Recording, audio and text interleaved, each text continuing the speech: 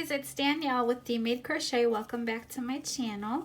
So I am going to teach you how to do the double crochet. Now the double crochet is going to be the last of the very basic stitches that you're going to need to know in order to really get started working in crochet. There are, tons and tons of variations and new stitches and techniques to learn, but if you learn the slip stitch, or sorry, not the slip stitch, the slip stitch, the single crochet, half double, and the double, you're in a really good spot to kind of go nuts with patterns and whatnot. So I have chained 10. My work is facing 9 o'clock.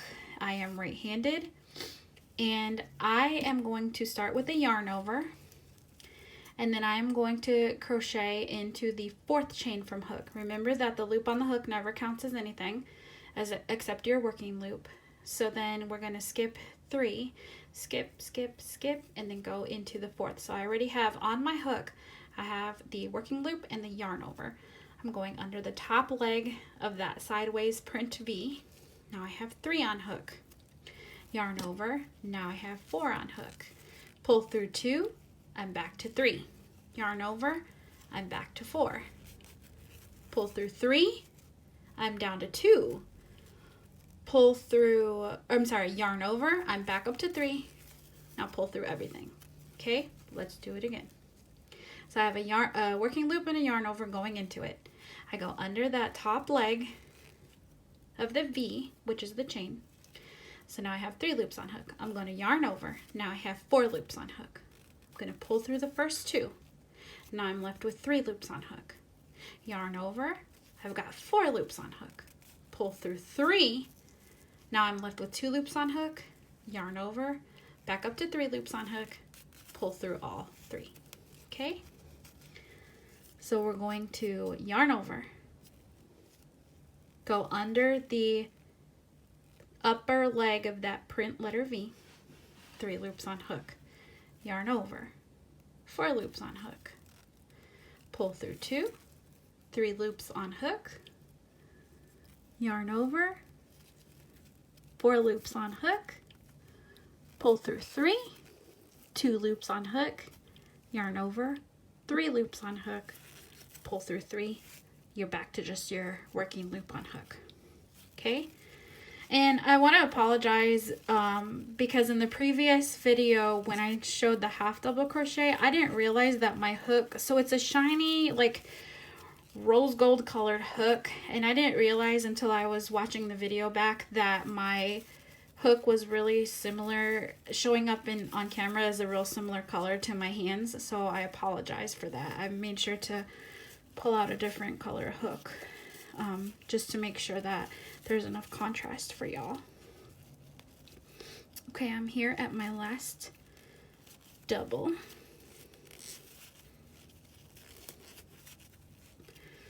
All right, so we should have 9 double crochets, and then we will have the first 3 chains that we skipped. Now, I want to talk about this for a second. In some patterns, the chains that you skip count as stitches.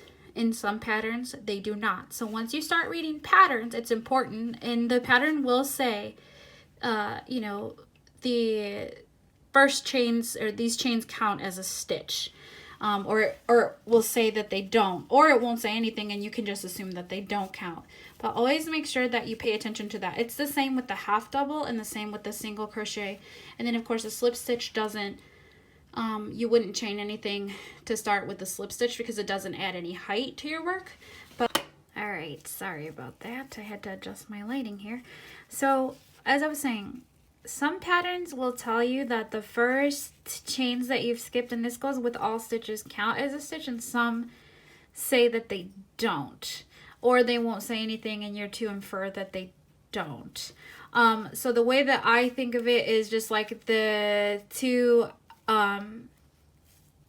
outermost stitches or chains are like brackets, and the actual work is inside the brackets, if that helps you visualize. Okay, so I've got 9 double crochets plus this chain 3 that did not count as a stitch. And that's just for teaching purposes. So I'm going to chain up 3 because the height of a double crochet is 3 chains. Turn your work like a book, yarn over. Now let's talk a little bit about where you're going to stick your hook next. So I'm going to put my hook down. Now, these gaps between these stitches are huge. You could stick like your thumb, your 2-year-old, like they're huge, huge, huge spaces. Don't stick your 2-year-old through there. Just kidding.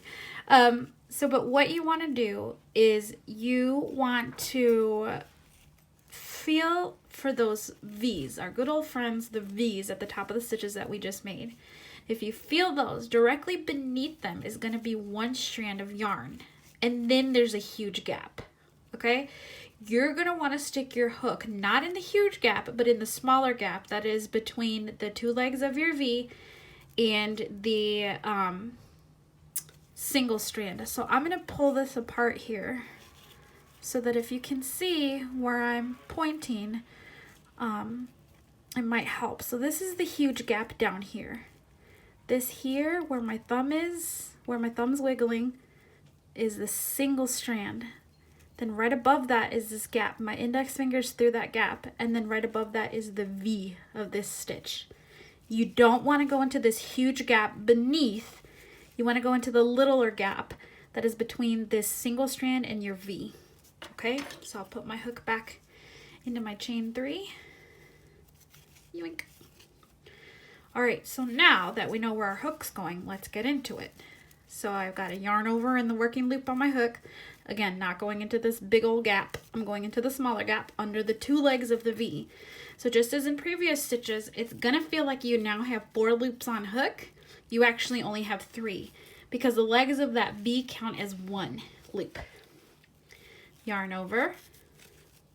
You're gonna feel like you're pulling through 3, but you're actually pulling through 2. Okay, so then you want to yarn over again. You're up to 4 loops on hook, pull through 3, you're down to 2 loops on hook, yarn over, up to 3 loops on hook, pull through all 3. Okay, let's do it again. I am going into it with the working loop and a yarn over already on my hook. I'm going to stick my hook under the 2 legs of the V. I'm going to yarn over. It feels like I have 5 on my hook, but I only have 4. I'm going to pull through 2. I have 3 left on my hook. Yarn over. 4 on my hook. Pull through 3. Got 2 left on my hook. Yarn over. Pull through everything. Okay. We'll go again. So I don't know about you guys, but I use voiceover a lot on my iPhone when I'm listening to YouTube tutorials, and sometimes they talk out the stitches way faster than I can get my fingers to do what they're doing. So I'm having to constantly pause and start again. So I'm going to try something here, and please let me know if this works for you guys. So I'm going to talk through this next double crochet incredibly slow. Just so that in case you need a minute to get your fingers to go where they need to be, you're not having to then take your fingers out of your work to pause the video. So I have my working loop on my hook, yarn over,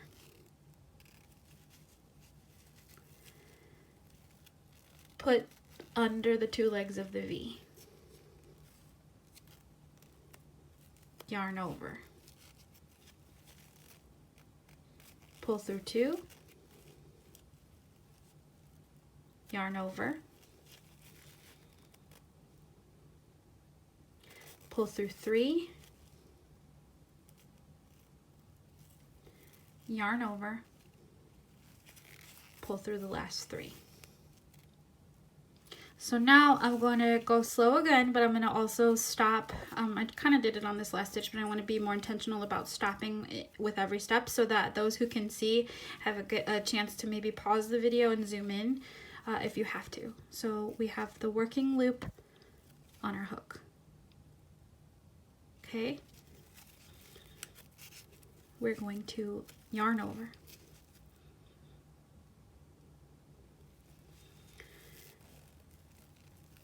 Put your hook under both legs of the V.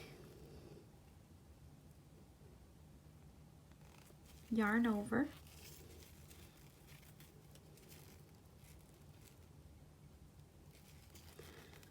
pull through 2,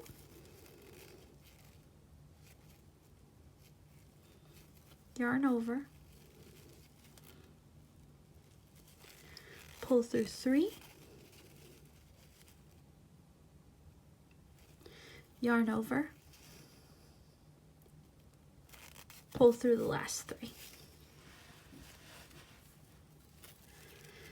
So when I get to the end of the row, I will tell you what we're going to do to work into that chain 3 that we skipped at the beginning of the first row. Okay. Also, if you guys could do me a favor, if contrast really helps you, I found this really cool mode on YouTube. Well, it's filters is what it ends up being, but I could do these in black and white if that would be helpful. And then there's one filter, it's meant to be spooky, but what it does is it'll turn my hands like pitch black, and then it'll turn the background white, so it'll be that negative contrast. If that helps you, let me know, and I can upload different versions of the video. That way you can see it in the way that helps you the most. 7, 8, 9. Okay, so I did this piece without talking it out. Okay, so I took out the last double crochet. Now,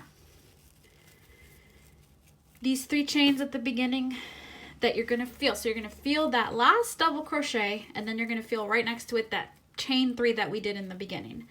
So let's do a double crochet into that last stitch. Okay. So now I should have my 9 double crochets. 1, 2, 3, 4, 5, 6, 7, 8, 9. Yep, got the 9. Oh, this last one's gonna come out on me. Yep, okay. Let me put it back in really quick.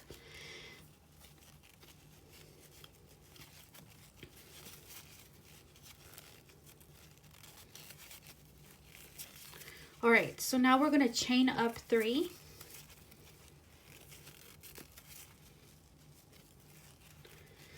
And we're leaving the 3 chains alone completely, the ones in the row underneath, in that very first row. So flip your work. 4, 5, 6, 7, 8, 9. Okay, I just wanted to make sure I had the right amount. So then what's going to happen is all you're going to do is go all the way to the end and make sure you've got your 9, and then you're going to double crochet all the way into this very last stitch. Hang on. 3, 4, 5. Nope, you're not. So sorry about that. So this last stitch at the end of this row is a double crochet. It's a regular double crochet. It's not a chain 3. But because we know that the chain 3 and double crochet are the same height, you're going to skip this last double crochet because it counts as a chain 3. And remember, we're only working within these brackets. We're not working in the chain 3 spaces. So then it stands to reason that if your row ends in a double crochet, you're not going to chain into or crochet into that because you have to match the height. Okay, if you have questions on that, let me know. But otherwise, that's it, you guys. That's the double crochet. Again, if you need to email me, I am dmadecrochet@gmail.com. And thank y'all for watching, and I will be back soon. Bye!